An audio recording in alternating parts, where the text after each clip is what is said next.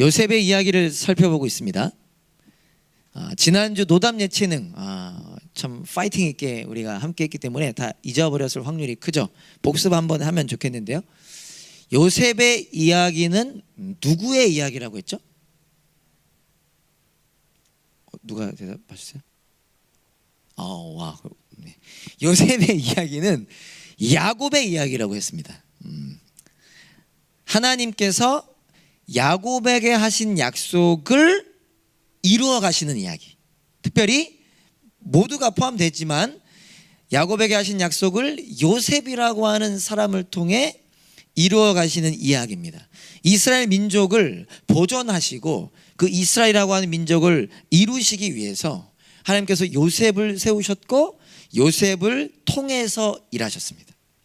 그리고 요셉은 그 하나님을 믿는 믿음으로 하루하루를 살아갔습니다. 계속해서 앞으로 좀 살펴볼 텐데 이 요셉 이야기를 통해 저와 여러분들이 기대하기 원하는 것이 뭐라 그랬어요? 저는 이미 기대하고 있고 우리 담없는 교회 식구들이 함께 기대했으면 좋겠다라는 게 제가 뭐라 그랬습니까? 두 가지인데 제가 뭘 기대하자 그랬어요? 첫째, 살아서 역사하시는 하나님을 경험하고 주목하고 소망하자. 여기에는 우리가 우리 사랑하는 제드가 살아계신 하나님, 요셉 인생 가운데 역사하셨던 그 하나님이 요셉에게만이 아니라 나의 삶에도 역사하시는구나를 경험하고 주목하고 소망하자. 두 번째, 나는 그럼 어떻게 살 것인가? 그 하나님을 요셉처럼 믿는 믿음으로 살아가는 자녀가 되자. 이게 앞으로 제가 한 8번, 10번 창세기를 계속 갈 텐데 저와 여러분들이 기대하기를 원하는 것입니다.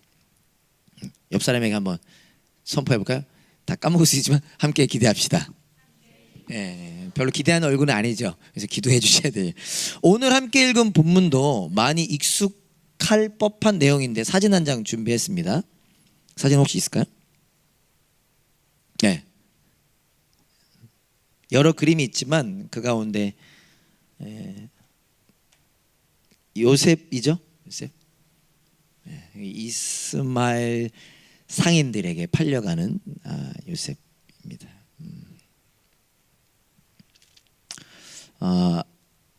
요셉이 형들에게 팔려가는 내용이죠. 오늘 본문이요. 오늘 이 본문을 통해서 저와 여러분들은 무엇을 알 수 있을까요? 오늘 그것을 한번 좀 주목하고 나누고자 합니다. 먼저 오늘 본문 내용을 간단히 되새겨 보면 좋겠습니다. 우리가 천천히 잘 읽었고 이미 알고 있는 내용이기에 참 다행인데 제가 한 번 더 이미 읽은 내용이지만 한 번 더 정리할 때 여러분들이 좀 그림을 그려보시고 혹 모르는 부분들은 좀 알게 되시길 바랍니다. 요셉의 형들이 양떼를 치려고, 요셉의 가족은 양을 치는 가족이었잖아요. 세겜이라고 하는 지역으로 갑니다. 세겜이 어디냐면 지금 요셉과 그의 가족들은 헤브론이라는 곳에 있거든요. 그 헤브론에서 북쪽으로 100km 정도 가야 있는 곳이 세겜입니다. 지금 우리에게는 차를 타고 다니니까 100km 별거 아니게 느껴질 수 있지만 그 당시 걸어서 가야 되는, 보통 타는 나귀를 탈 수도 있겠지만 며칠을 가야 되는 아주 먼 곳이었다라는 얘기죠. 근데 그 거리보다 중요한 것은 요셉의 형들이 양을 치러 세겜으로 갔다라는 것이 사실 놀라지 않을 수 없는 일입니다. 왜죠? 그 이유는 창세기 34장, 지금 본문은 창세기 37장이잖아요. 창세기 34장에 어떤 내용이 나오냐면 야곱이 자기의 형 에서와 원래 사이가 안 좋았는데 화해를 하게 되죠. 화해하고 나서 세겜이라고 하는 지역, 지금 요셉을 보낸, 그러니까 야곱의 아들들이 양치러 간, 요셉의 형들이 양치러 간 그곳 세겜, 그 세겜이라고 하는 지역에 머물렀을 때가 있었습니다. 근데 그때 어떤 일이 일어나느냐, 야곱의 딸 디나가 그 지역 여인들을 구경하고 싶었어요. 여기의 여인들은 어떻게 살아가나, 어떤 모습으로 살아가나, 화장은 어떻게 하나, 성경에 이렇게 써있진 않지만 구경하러 갑니다. 근데 구경하러 갔다가 그 지역의 통치자, 최고 권력자인 하몰이라고 하는 사람의 아들, 지역 이름이 통치자 이름과 같아요. 세겜이라고 하는 사람에게 성폭행을 당하게 됩니다. 안 좋은 말로 강간을 당하게 되죠. 세겜은 성폭행을 한 후에 그 디나와 결혼을 하고 싶어 해요. 그래서 가족과 함께 찾아와서 나 이 여인 이 디나와 결혼하고 싶습니다. 어떻게 하면 됩니까? 라고 이야기를 하고 화가 난 디나의 오빠들이 그들을 속입니다. 뭐라고 속이냐? 너와 너희 지역 너희 부족 모든 남자들이 할례를 행하면, 이스라엘 사람들은 할례를 행했잖아요. 할례 뭔지 아시죠? 그냥 뭔지 아시죠? 네. 너희들이 다 할례를 하면 결혼할 수 있다라고 얘기합니다. 근데 그 얘기를 듣고 그들이 다 할례를 행해요. 할례를 행하는데 어떻게 하죠? 모두가 고통스러워할 때 그들 모두를 칼로 죽여버립니다. 모든 남자를 칼로 죽이고 그 지역을 약탈합니다. 모든 것을 뺏어와요. 그러니까 끔찍한 일을 저지른 거죠. 이 일로 세겜 지역 사방에 있는 모든 성읍이 분노하게 됩니다. 성경에 분노했다라고 써 있지는 않지만 야곱이 두려워하고 야곱이 그 지역을 떠날 때 뭐라고 성경에 기록하고 있냐면 하나님께서 그 지역에 있는 모든 사람들을 두려움에 빠지게 해서서 야곱을 못 쫓아가게 했다라고 나오거든요. 그러니까 우리가 추측할 수 있는 건 그들이 다 화가 나서 그들과 싸우고 싶어 했지만 하나님이 막으신 거죠. 그리고 야곱은 아들들에게 화가 난 채로 그것을 떠나게 됩니다. 그 지역이 세겜인 거예요.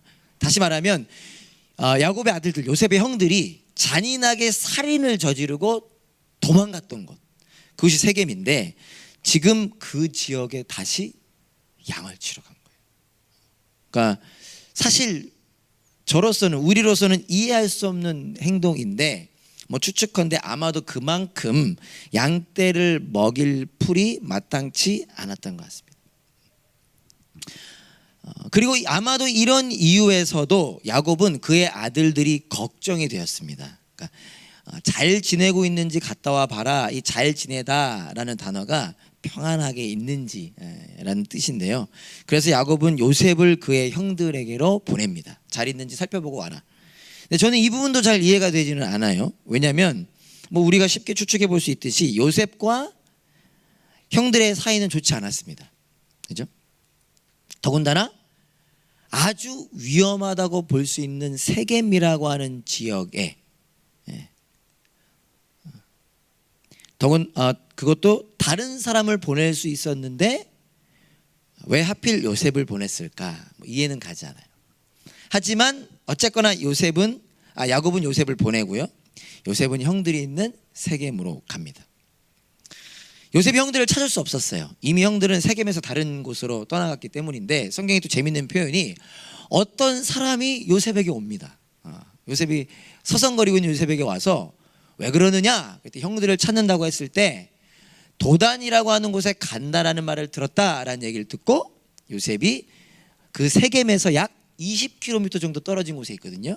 그 도단으로 형들을 찾아가고 거기서 형들을 결국 찾게 됩니다.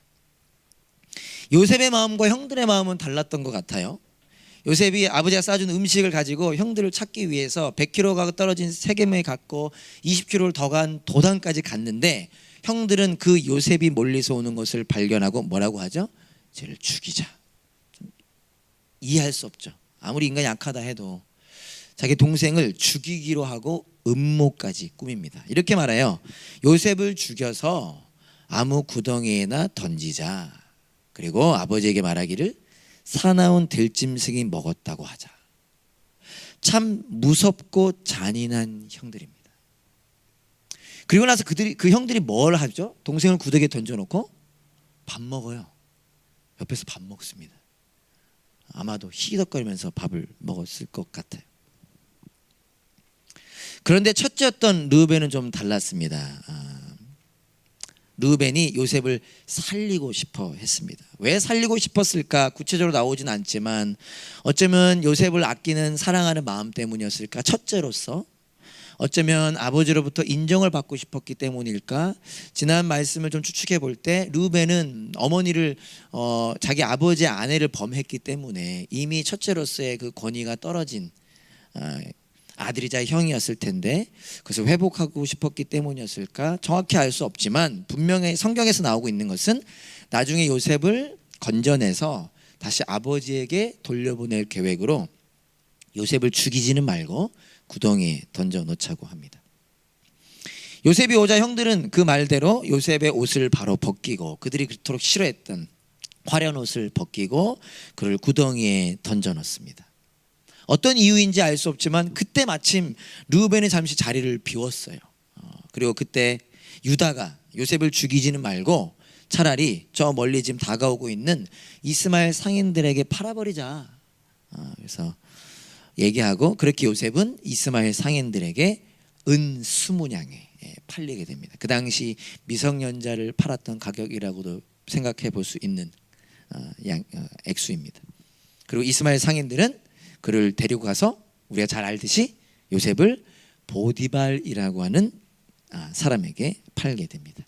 이게 오늘 본문 내용입니다. 제가 조금 여러분들이 알면 좋을 내용을 포함해서 좀 나누어 드렸는데요. 이 본문 말씀을 통해서 우리는 무엇을 할 수 있을까? 우리가 무엇을 기억하기 원하실까? 아주 많을 거고요. 제가 놓치는 것도 있을 수 있겠지만 그 가운데 이미 우리가 많이 들어서 알고 있을 법한 내용이지만 오늘 우리가 두 가지를 기억하고 붙잡고자 합니다. 그리고 생각나는 사람들을 위하여 함께 기도하기 원합니다. 첫째, 오늘 내용을 통해서 우리가 기억하고 붙잡고자 하는 것은요, 하나님은 고난 가운데 여전히 살아계시고 일하신다라는 것입니다. 하나님은 고난 가운데 여전히 일하신다. 우리 따라해 볼까요? 하나님은 고난 가운데 여전히 일하신다. 예. 저는 감히 상상할 수도 없는 일을 요셉은 겪습니다. 제가 몇 살인지 기억은 안 나고요. 아주 어릴 적에 길을 잃은 적이 있습니다. 정말 너무나 무섭고 힘들었는데요. 결국 아버지가 저를 찾아오셔서 제가 아버지를 만난 그 장면이 딱 기억이 나는데, 상상하기 어려운 아프고 힘든 일을 요셉은 겪습니다. 더군다나 요셉은 잘못한 게 없었어요. 잘못이라고 굳이 얘기한다면 형들을 배려하지 못한 미성숙함 정도였을까요? 형들이 요셉을 미워했고요, 형들이 요셉을 시기했습니다. 그리고 그로 인하여 요셉은 죽음의 위협을 겪게 되고 종으로 팔리게 되는 일까지 겪게 됩니다. 다른 나라의 종으로 팔렸다. 그 당시 특별히 종은 인간 취급받지 못하던 시대거든요. 형들이 요셉을 구덩이에 던져 넣었을 때 본문에 이런 표현이 기록되고 있습니다. 24절을 보면요, 이렇게 표현되고 있어요. 그를 들어서 구덩이에 던졌다. 그 구덩이는 비어있고 그 안에는 물이 없었다. 우리가 쉽게 물론 추측해 볼 수 있는 내용이긴 한데, 구덩이 안에 물이 없었다. 굳이 성경이 기록할 게 정말 많은데 그 중에서 추려서 기록된 거 아닙니까? 굳이 기록하지 않아도 될 법한 내용을 지금 창세기의 기자는 기록하고 있는데, 이 표현은 사실 창세기 자주 등장하는 문학적 표현입니다. 한마디로 이야기한다면 인간이 생명을 지킬 수 없는 환경이었다라는 뜻이에요. 그러니까 우리가 생각하는 조금 구덩이가 아니라 보통 학자들은 깊은 구덩이, 그러니까 누군가가 줄을 내려서 꺼내주지 않으면 올라올 수 없는 구덩이인데, 거기에 물이 있으면 물로 생명을 유지할 수 있지만 물도 없었다라는 거죠. 즉 요셉은 도저히 자기의 힘으로 살아갈 수 없는 어려움에 처하게 되었다라는 의미입니다. 조금이나마 우리가 한번 더 깊이 생각해 보면 좋겠다는 거죠. 이런 일을 겪은 요셉의 마음은 어땠을까요? 형들에게 미움을 받고 그 형들에게 갑자기 자기는 도시락을 가지고 간 건데, 형들이 잘 있나 보러 온 건데 자기를 잡아서 옷을 벗기고 구덩이에 던져놓고 그가 들리는 곳에서 밥을 먹으며 쟤 죽일까 아니 팔까? 그의 마음은 어땠을까요? 오늘 본문에는 요셉의 마음이 표현되고 있진 않습니다. 그런데 창세기 42장 21절에 보면 이런 말씀이 있는데 요셉의 심정을 우리가 느낄 수 있습니다. 이게 어떤 장면이냐면요, 나중에 요셉이 총리가 되었을 때 총리가 된 요셉을 찾아온, 요셉인지 몰랐죠, 형들이 그 요셉 앞에서 했던 말이에요. 자기들 말을 못 알아들을 거로 생각하고 했던 말인데 이런 말을 하죠. 그들이 서로 말하였다. 그렇다. 아우의 일로 벌을 받는 것이 분명하다. 아우가 우리에게 살려달라고 애원할 때에 그가 그렇게 괴로워하는 것을 보면서도 우리가 아우의 애원을 들어주지 않은 것 때문에 우리가 이제 이런 괴로움을 당하는구나. 여기 나오죠. 살려달라고 애원했어요. 그때 형들이 뭐 했다고요? 밥 먹었어요. 그가 그렇게 괴로워하는 것을 괴로워했어요. 요셉은요, 괴로웠습니다. 무서웠습니다. 고작 17살이에요. 17살. 17살밖에 되지 않았잖아요. 살려달라고 애원했습니다. 구해달라고 소리쳤습니다. 요셉에게 왜 이런 일이 일어난 걸까요? 이런 상황 가운데 하나님은 무엇을 하고 계신 것일까요? 하나님은 어디에 계신 것일까요? 오늘 본문 가운데 어쩌면 잘 이해되지 않는 부분들이 많을 수 있지만 그럼에도 불구하고 한 가지 분명한 사실을 저와 여러분들이 기억하기 원하는데, 그것은 하나님은 요셉의 이러한 고난 가운데에도 여전히 함께하고 계셨다는 것입니다. 저와 여러분들도 크고 작은 일들을 겪죠. 특히 코로나 이미 지나서 이제는 추억처럼 얘기하지만 그때 우리 얼마나 힘들었습니까? 저도 많이 들었어요. 하나님이 어디 계신 겁니까? 하나님 도대체 뭘 하고 계신 겁니까? 목사님 저에게 왜 이런 일이 생기는 겁니까? 를 겪는 분들이 많고요. 지금도 우리 교회 안에 크고 작은 일들을 겪는 지체들이 참 많습니다. 쉽게 말할 수 없지만 함께 기억하기 원하는 것은요, 하나님은 고난 가운데 여전히 함께하고 계신다는 것입니다. 요셉의 형들은 악했습니다. 너무나 악했어요. 그래서 그들의 미움과 시기 때문에 요셉을 죽이려고 합니다. 어떻게 동생을 죽이려고 할 수 있을까? 이해되지 않지만 요셉의 형들은 그 일을 행하려 했습니다. 그러나 하나님께서는 그런 요셉을 죽지 않게 지켜주셨습니다.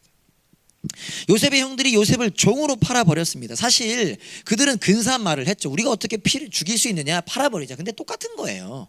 그 시대에 종으로 판다라는 거 어떻게 보면 더 잔인한 걸 수도 있습니다. 죽는 것과 별반 다를 바 없는 일에 처하게 된 것이었습니다. 그런데 하나님께서는 그런 요셉을 보디발이라고 하는 장군에게 팔리게 하셨습니다. 물론 이렇게 얘기해도 죽을 수 있었지만 죽지 않게 하셨고, 팔렸지만 좋은 사람에게 팔리게 하셨다. 여전히 이해되지 않고 해결되지 않는 부분들은 많습니다. 논리적으로 우리가 이야기한다면, 하나님을 따지려 든다면 저도 이러한 생각이 들더라고요. 요셉이 아예 처음부터 형들에게 가지 않게 해주셨으면 얼마나 좋았을까. 다른 사람 보냈으면 이런 일 안 일어나는 거잖아요. 요셉이 세겜에서 그냥 돌아올 수도 있잖아요. 세겜까지 100km 갔으면. 근데 하필 어떤 사람이, 이름도 없어, 어떤 사람이 친절하게 요셉에게 와서 뭐하니? 형 찾아요. 형 저기 갔다. 너무나 우연과 같은 일 아닙니까? 그 사람 만나지 않게 도와주셨으면 되지 않았을까? 아니 그냥 악한 형들을 막아주셨으면 되지 않았을까? 이러한 생각들이 제 마음속에서도 여전히 해결되지는 않습니다.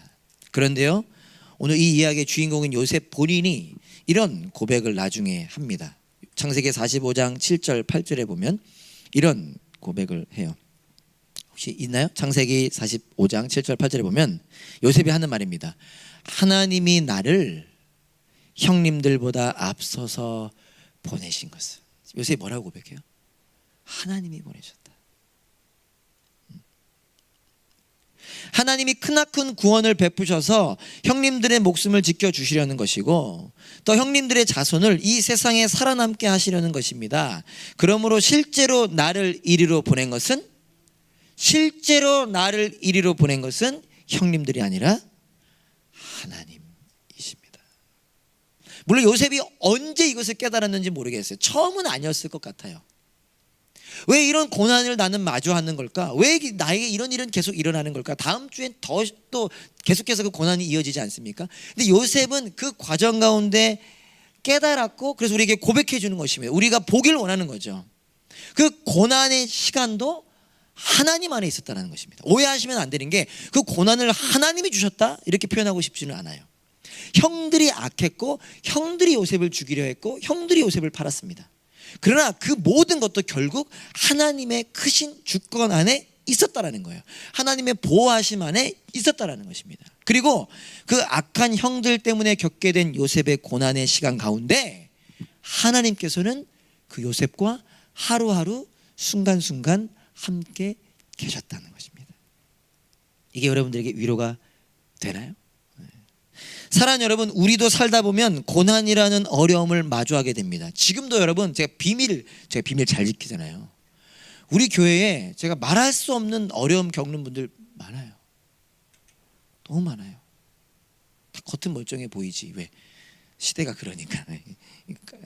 너무나 힘든 분들이 많습니다. 눈물 없이 들을 수 없는 분들이 너무나 많습니다. 그 고난에 대해서 우리는 많이 들어서 잘 알고 있어요. 어떻게 해야 되나? 문제는 뭐죠? 저 같은 경우 문제는 뭐죠? 나의 몸과 마음은 너무 힘들다는 거예요. 하나님 살아 계시지, 하나님 나와 함께 하시지, 이것을 통과하게 해주시겠지 잘 아는데 너무나 몸과 마음이 힘들어요. 그래서 우리가 바라길 원하는 것은 무엇이냐? 우리의 믿음의 눈이 이미 알고 있는 하나님 살아계시고 나와 함께 하신다고 하는 것을 살아가고 붙잡고 기억하는 그 믿음의 눈이 보다 크게 열리기를 함께 소망하기 원합니다. 여러분, 내가 요셉이라면, 여러분이 요셉이라면 이보다 끔찍한 일이 있나요? 내가 요셉이라면 상상할 수도 없죠. 그런데 우리는 요셉의 이야기를 그렇게 읽지는 않습니다. 지금 저와 여러분들이 교독할 때 그렇게 끔찍한 모습으로, 마음은 달랐을 수 있겠지만 읽지는 않습니다. 왜죠? 물론 우리가 연약해서기도 하지만 우린 결과를 알기 때문입니다. 요셉이 지금 형들에게 팔렸고 조셉이 감옥에도 갇히지만 나중에 정리된다? 우리 다 알고 있기 때문이에요. 마찬가지라는 겁니다. 나의 인생, 우리의 인생을 바라보는 믿음의 눈이 그렇게 열리기를 원해요. 지금 알고 있는 요셉의 이야기를 우리가 바라보듯이 지금 나에게 일어나는 일은 우리가 그렇게 느끼지 못하고 있다면, 그렇게 고백하지 못하고 있다면 요셉의 이야기를 읽는 것처럼 아니지, 그 정도가 아니지, 하나님 정말 살아계시고 나와 함께 하시지를 더 크게 보는, 제가 아이를 키우면서 좀 그걸 크게 보는 것 같아요. 다 이해할 수 없지만, 다 이해되지 않지만 지금 이 고난의 시간 가운데도, 여러분 고난 가운데 계십니까? 그 고난의 시간 가운데도 하나님께서 나와 함께 하신다, 그렇게 고백하며 살아갈 수 있기를 소망합시다. 그 가장 큰 증거가 무엇이죠? 예수 그리스도. 다른 거 다 이해할 수 없어요. 이렇게 해주셨으면 됐잖아, 이렇게 해주셨으면 됐잖아, 이렇게 해주셨으면 막아주셨으면 됐잖아. 그건 이해할 수 없지만 그럼에도 불구하고 하나님 나와 함께 하시고 살아계시며 나와 함께 하신다는 것을 우리가 알 수 있는 가장 큰 증거는 바로 예수 그리스도입니다. 나를 위해 죽으신 예수님, 지금도 나와 함께 하시는 예수님, 세상 끝날까지 나와 함께 하시는 예수님, 그분이 우리 증거 되신다는 것입니다. 제가 되게 직접 만나본 적은 한 번도 없지만 저뿐만 아니라 정말 많은 목회자들이 존경하고 좋아하는 박영선 목사님, 제가 여러 번 얘기하긴 했는데요, 그분이 이런 얘기를 하셨습니다. 근데 제가 못 찾았을, 그래서 어디서 들은 얘기, 아마 이 책이 여러 가지 제가 좀 짬뽕된 기억 같은데 이런 얘기를 하셨어요. 제게 되게 와닿았는데 여전히 저는 자라나는 과정 중에 있지만, 우리 예수님을 믿는 사람은 고난을 통해 자라나게 되고 그 고난을 통해 하나님을 더욱 신뢰하게 된다, 이런 얘기를 하신 기억이 납니다. 고난을 통해 자라나게 되고요, 고난을 통해 더욱 신뢰하게 된다. 여러분, 저와 여러분들의 삶이 그런 삶이 되기를 간절히 소망합니다. 그 은혜를 누리기를 소망합니다. 오늘 이야기를 통해 기억하고자 하는 두 번째는요, 요셉은 하나님께 순종했으며 고난을 버티고 견뎠다. 한번 따라해 주실까요? 요셉은 고난을 버티고 견뎠다. 네, 제가 되게 좋아하는 표현인데 되게 강한 분들은 좀 안 좋아할 수도 있겠어요. 버티고 견디는 정도가 아니라 이겨버려야지 뭐 이런 분들 계실 수 있는데 저는 좋아하는 표현입니다. 고난을 버티고 견뎠다. 오늘 본문 장면 가운데 또 저의 눈에 띄는 것 중에 하나는 요셉의 순종이었습니다. 17살 요셉은 아버지 야곱에게 순종합니다. 저 같았으면, 너무 제가 좀 연약한가요? 저 같았으면 안 했을 것 같은데요, 야곱이 요셉에게 양을 치는 형들에게 가라고 하는데 그 일 쉽지 않습니다. 아니요, 어렵습니다. 싫은 일이에요. 아까도 얘기했지만 첫 번째, 먼저는 100km나 되는 먼 길이었고요, 세겜이라고 하는 위험한 곳에 가는 것이었고요.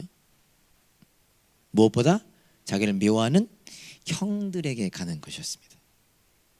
세겜에 도착했을 때 형들이 없었죠. 그냥 돌아와도 돼요. 기다렸다는 듯이. 다행이다, 형들 없네. 근데 도단까지 찾아갑니다. 어떤 태도가 지금 나타나고 있는 거죠? 단순히 순종을 떠나서 아버지를 경외하고 아버지를 사랑하는, 거기서 나오는 순종의 모습이고요. 이 모습은 결국 우리에게 무엇을 보여주느냐? 하나님을 경외하고 하나님께 순종하는 모습입니다. 제가 지난주도 말씀드렸죠? 지지난주에 요셉은 학자들이 보통 뭐라고 얘기한다고요? 예수님을 예표한다라고 표현해요. 금요 예배 때도 나왔던 표현이죠. 예표한다. 하나님 아버지께 순종했던 예수의 모습이 나타나는 모습이라고 할 수도 있겠습니다. 문제는 뭐죠? 아버지께 순종했는데 요셉은 뜻밖에도 고난을 만나게 됩니다.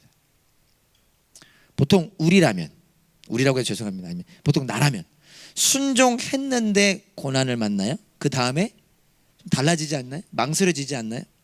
그런데 요셉은 앞으로 39장, 40장, 41장 쭉 보면요, 여전히 계속해서 하나님을 경외하고 하나님께 순종합니다. 여전히 아버지께 순종해요. 요셉이 대단해서였을까? 요셉은 특별한 사람이었기 때문일까? 아니에요. 성경은 보통 사람들의 이야기잖아요. 우리가 주목하고자 하는 것은, 그러니까 요셉이 그럼에도 불구했으니까, 보통 사람임에도 불구하고 순종했으니까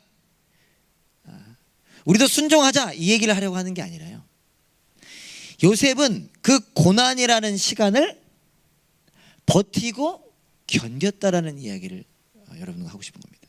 순종을 했는데 고난을 만났습니다. 그 다음에 또 순종할 수 있었던 이유는 그가 그 고난이라는 시간을 통과했기 때문이에요. 어떻게 해요? 쉽게? 만만하게? 아니죠. 버티고 견뎌냈다라는 것입니다. 한 번 더 나오게 되는데, 오늘 또 하는데 박영선 목사님 분이 이런 말씀도 하시더라고요. 많이들 좋아하는 그 잘잘법이라고 하는 영상에 나왔는데, 궁금하시면 제가 나중에 알려드리겠습니다. 이분이 누가 이렇게 질문합니다. 어떻게 하면 고난을 통과할 수 있습니까? 했을 때 이분이 뭐라고 대답하냐면, 뜻밖의 대답을 하시는데요, 비명을 질러라, 울어라, 이렇게 얘기해요. 어떻게 하면 고난을 통과할 수 있습니까? 비명을 질러라, 울어라. 어떤 느낌인지 아시나요? 네. 비명을 지르는 이유는 죽지 않고 견디겠다는 표시입니다. 울면 죽지 않습니다. 운다든가 비명을 지른다든가 괴로워한다는 건 견딘다는 것입니다. 성경에도 이런 말씀이 있죠. 애통하는 자, 슬퍼하는 자는 복이 있나니 저들이 위로를 받을 것이다. 그냥 운다는 건 아니죠. 그냥 비명을 지른다는 건 아니죠. 하나님 앞에서, 하나님 안에서. 시편 다윗의 시 중에 아주 많은 부분이 비명을 지르는 내용입니다. 하나님께 소리 지르는 내용이에요. 울부짖는 내용입니다. 왜요? 우리가 할 수 있는 건 그밖에 없으니까요. 믿음으로 살아간다는 것은요, 뭘까요? 내 힘으로 살아가는 겁니까? 아닙니다. 하나님을 신뢰하는 것입니다. 하나님을 신뢰하기 때문에, 그런데 나는 아직 연약하기 때문에 하나님께 토로하고 하나님 앞에서 우는 겁니다. 그러니까 물론 그냥 우세요. 하지만 친구한테 가서 우는 것도 필요하지만 좋을 거 별로 없잖아요. 그죠? 여러분 경험해 보셨죠? 예. 물론 친구에게 우는 것도 필요한데, 하나님께 토로하고 하나님 앞에서 우는 것입니다. 하나님 앞에 기도하는 것입니다. 간구하는 것입니다. 왜요? 하나님이시니까요. 그렇게 하나님을 신뢰하며 하나님을 의지하며 버티고 견디는 것입니다. 한 걸음 한 걸음 나가는 거예요. 그러다 보면 어느덧 그 고난을 통과하고 나는 그만큼 성장한 것을 보게 되는 것입니다. 사랑하는 여러분, 노담 예체능 때 프레이즈라고 표현해야 되나요? 중꺾마. 저는 이게 뭔 뜻인지 몰랐었습니다. 예.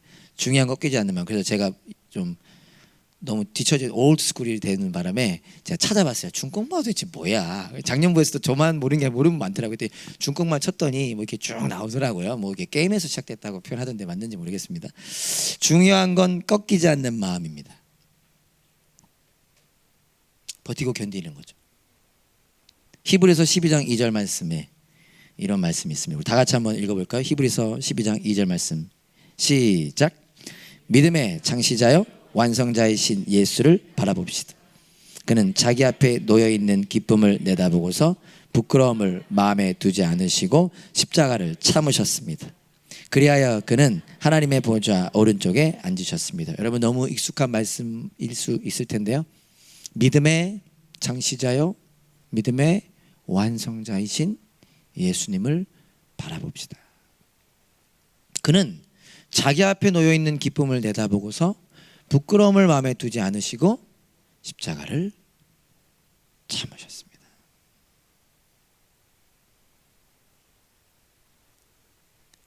예수님은요, 저와 여러분에게 믿음을 주셨고 믿음의 창시자, 또 그 믿음을 친히 완성시켜 주시는 분이십니다. 그 예수님이 그래서 우리에게 무엇을 하셨냐? 십자가에서 죽으셨어요. 십자가를 참으셨어요. 그리고 그 결과로 저와 여러분들이 예수님과 함께 살아갈 수 있게 되었습니다. 그 예수님 바라보라는 거예요. 살다 보면 고난을 만나면 이걸 잊어버립니다. 사단이 우리로 하여금 이걸 잊어버리게 하는 거죠. 어떻게 하지? 하나님 살아계신 걸까? 살아계신 걸까? 예수님 바라보라는 거예요. 십자가를 참으신 예수님, 믿음을 주셨고 그 믿음을 완성시키실 예수님. 그럴 때 우리는 중꺾마, 중요한 건 꺾이지 않는 마음, 우리의 꺾이려 하는 마음을 버티고 견뎌내고 이겨낼 수 있다는 것입니다. 그런 저와 여러분 될 수 있기를 소망합니다. 말씀을 마치겠습니다. 이거 중꺾마만 기억하는 거 아니야? 형들이 요셉을 보고 이렇게 말했습니다. 20절에 보면 아주 무서운 얘기를 해요. 형들이 이런 얘기를 합니다. 시간관계상 제가 다 못 나눴는데 그 녀석의 꿈이 어떻게 되나 보자. 결국 뭐죠? 하나님을 향한 도전입니다. 사실 그 녀석의 꿈이 아니잖아요. 하나님 보여주신 꿈이잖아요. 특히 그 시대에는 하나님을 향한 공격이에요. 이 못된 형들이. 하나님이 보여주신 꿈은 크게 본다면 곧 예수님을 보내주시는 것이었습니다. 예수님을 통해 저와 여러분들을 구원하고 세워주시는 거였어요. 놀라운 건 그 꿈, 그 계획이 이루어졌습니다. 이미 2000년 전에. 형들은 그 꿈 어떻게 되나 보자, 요셉을 죽여버리자. 아니요, 요셉 털끝 하나 건들지 못했고요, 그 꿈은 이루어졌습니다. 그리고 앞으로도 이루어질 것입니다. 누굴 통해서요? 중꺾마, 저와 여러분들을 통해서요.